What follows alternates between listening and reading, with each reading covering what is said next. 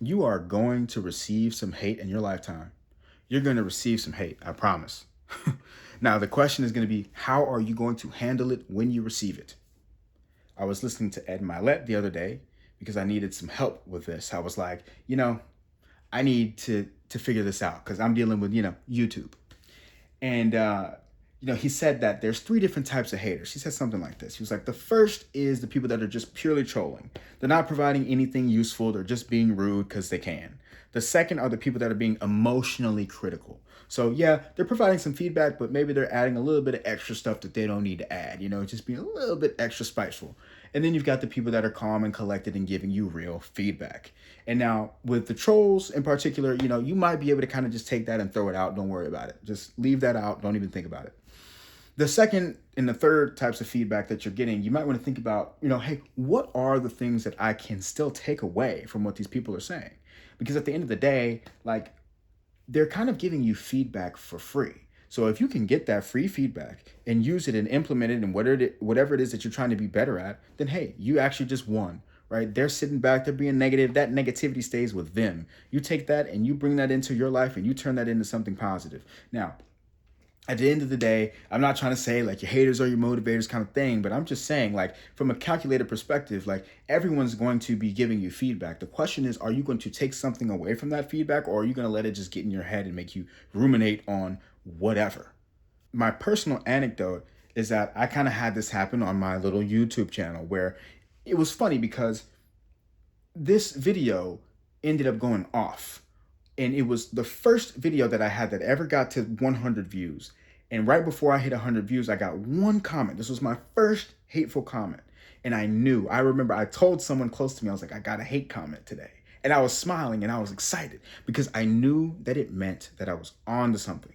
I knew that it meant that this video was going to perform over time. Now, what's funny is that once again, in that moment, this video had less than 100 views, and it was my first video to even hit 100 views. And it wasn't until way later, it was, okay, I say way later in the amount of content that I published, maybe a few weeks later, from all these other videos that I had that were doing well, people started finding my other content.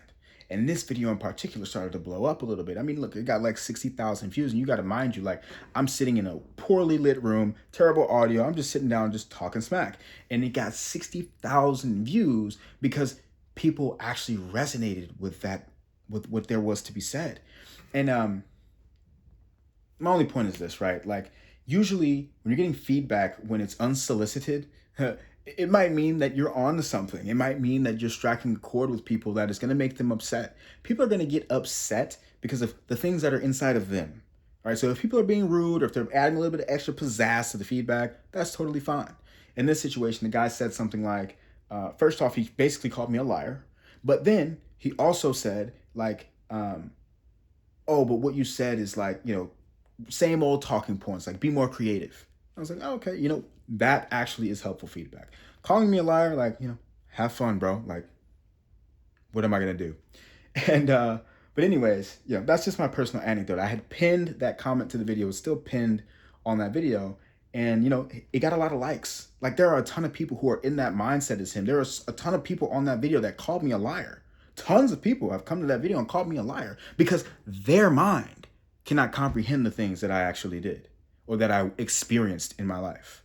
And it's wild because it's like, okay, like I don't have to defend myself. I don't even have to think about it, but it's like people are being hateful towards you or calling you a liar or whatever because of the things that are going on in their life.